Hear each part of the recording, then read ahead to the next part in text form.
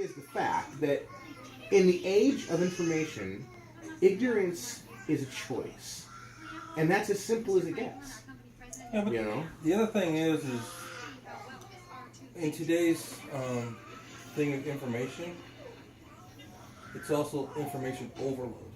Well, yeah, but it's about perseverance. How badly do you want to know?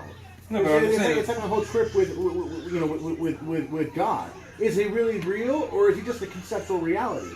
I can just accept what I've seen, what I've learned, and what I've been told, or I can go and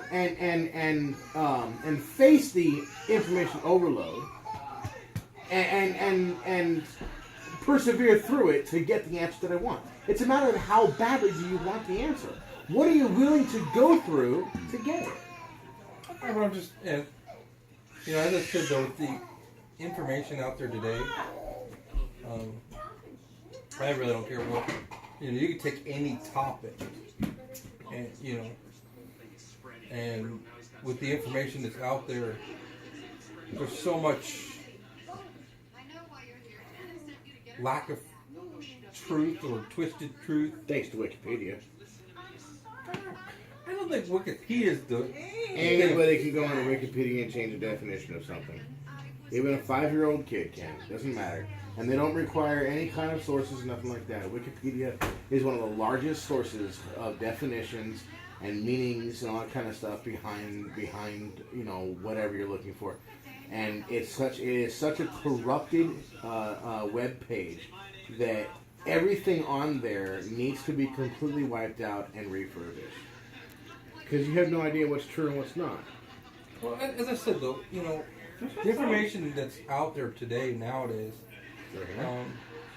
it is so easy to get overwhelmed on any topic. Yeah, I know. So, but again, like what him and I were saying, you recording this? That's funny. Like him and I were saying, it's about your perseverance. What you're willing to go through to obtain absolute truth. And that's really what it kind of boils down to, is that people don't want to do that. They're lazy. You see, this country has been conditioned to be lazy. You know the quickest way to get rich in this country? Find a way to make someone's life easier to be lazy. That's the problem. No, we are conditioned. Well, we're conditioned in this country to find the easy route, and that's not the way it should be. And that's why everybody is so damn ignorant, because we don't know how to look for things. That's the problem. Education. Education is a phenomenal thing, but look at the quality of it. I mean, you look at the schools. The schools don't teach even basic information because they don't have any freaking money. Because the government decides to spend money in Iraq and Iran and all these places instead of refurbishing the infrastructure of their own country and refurbishing what is literally the pinnacle of discovery. We as human beings are questioning type of people or type of animals. Well, no. You take our government. I mean, forget the schools. I mean, they should be putting money back into the schools. If they don't, no, they took that 3 steps further. Not only did they take the jobs that companies in the United States that develop things, like internet and all that. Oh no, they took those jobs and they made sure that those jobs went to every other country but this country. Look at manufacturing. Yeah, you know why? How did Rome fall? This is something I'm very passionate about, because people don't pay attention. How did Rome fall? They debased their money. They debased their currency. Okay, and they professionalized their army. They bought soldiers. They bought mercenaries. Okay, so what happened is the Roman Empire ended up telling their countrymen, you don't have to fight anymore. It's okay. It's okay because we got these people to fight. So after years and years and years, it went from the amount of Romans that were in the Roman army was like 90%. Then it went to 70%. Then 50. Then 20. Then 10. And it went so low that to the point where it was almost entirely a mercenary army. And when it came time to defend their country, they didn't have any way of doing it because they outsourced their most their most powerful asset, which was their army. And it's the same thing with America. Why is America falling? Because we're outsourcing our most important aspect, money. That's what we're outsourcing, our jobs. And when it comes down to it, when we end up going to war, because it's going to happen, we end up going to war, what's going to happen to all these factories that are in the countries that we're going to war with? They're going to get shut down. They're not going to let us. They're not going to let us use or run our factories in their country to fight them. You know what I mean? So, and that's the huge problem. That is one thing that I do agree with Donald Trump, because he doesn't want to outsource businesses. That's a very good thing. That strengthens the infrastructure of our country. It strengthens I understand. everything. I mean, it brings tax revenue and everything like that. Yeah. There's a lot of jobs.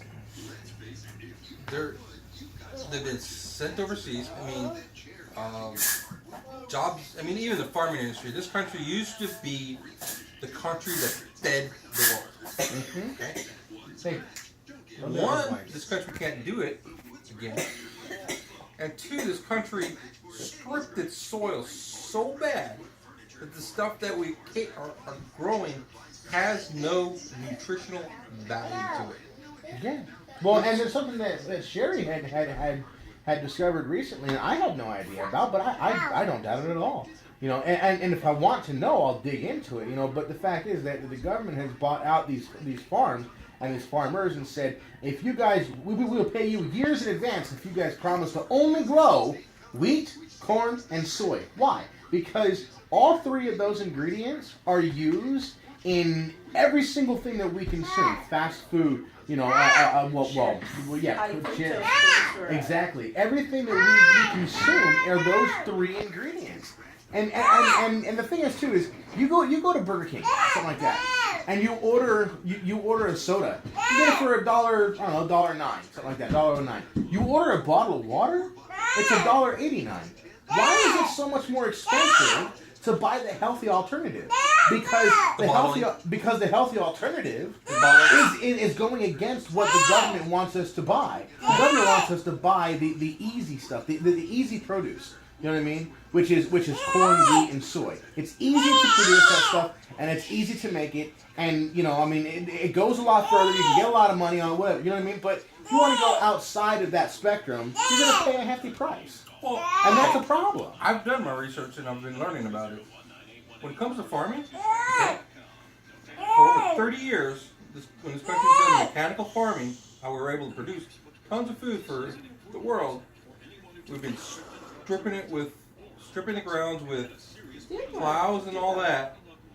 And in 30 years of doing the mechanical planting and planting one thing in that ground, we've stripped the ground down to this much, okay?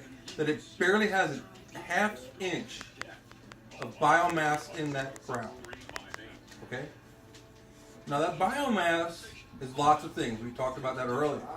It's organisms. It's lots and lots of different types of organisms doing different types of things.